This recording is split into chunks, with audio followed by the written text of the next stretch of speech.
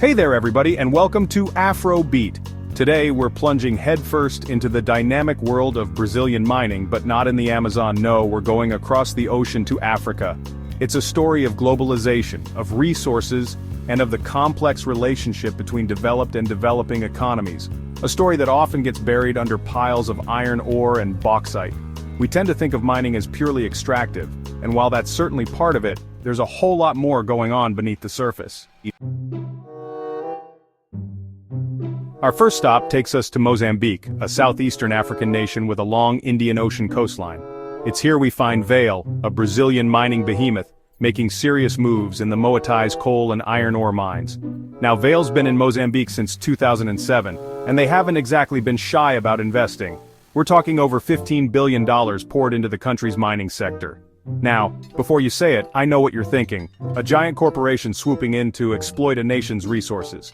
And yeah, that's happened before, and it's a conversation we need to have. But Vale's presence in Mozambique is complicated. For one, they're a major employer in a country with staggering unemployment. Beyond that, Vale's committed to some pretty substantial community development initiatives. We're talking schools, hospitals, even infrastructure projects, things that directly benefit the people living in these communities. They've also made pledges towards environmental sustainability, though the effectiveness of those efforts is, shall we say, a subject of ongoing debate. Let's shift gears and head west to Ghana, another nation with a rich history of mining. This time it's Ferrous Resources digging deep into the earth, specifically at the Wassa Gold Mine, which they've been running since 2011. Now, Ferrous Resources is a different beast than Vale.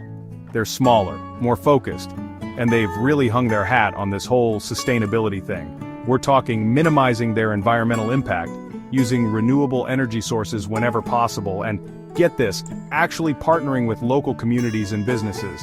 It's like they read the textbook on ethical mining practices and they're actually trying to implement them. But here's the thing, talk is cheap, right?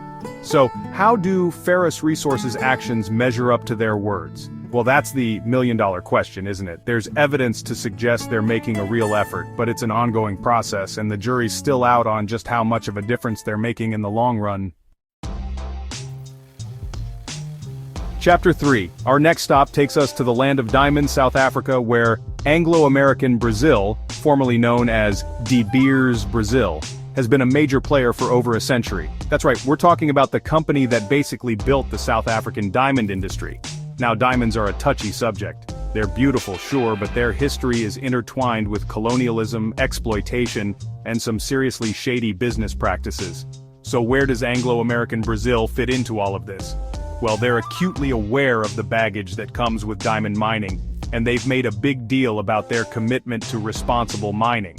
That means minimizing environmental damage, ensuring safe working conditions for their employees, and perhaps most importantly, giving back to the communities where they operate.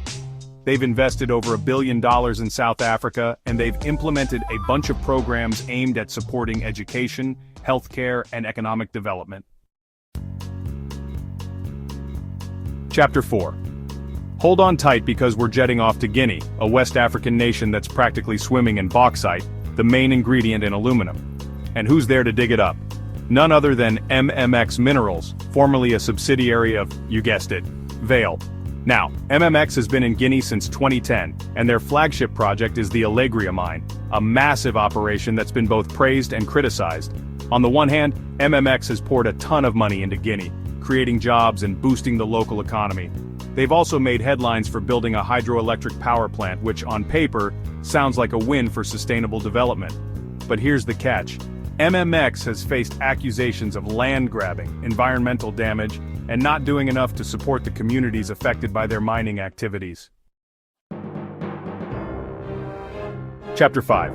Our final destination takes us to Zambia, a landlocked nation in southern Africa that's practically synonymous with copper mining.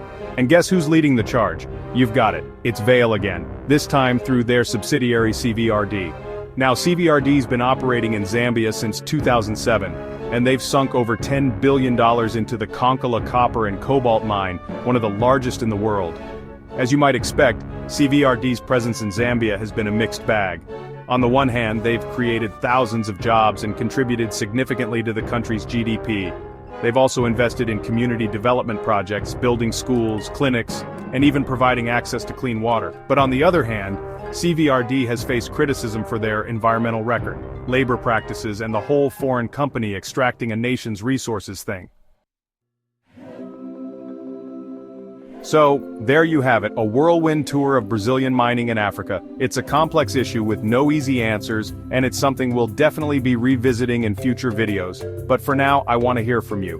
What do you think about Brazilian mining companies operating in Africa? Let's keep the conversation going in the comments below.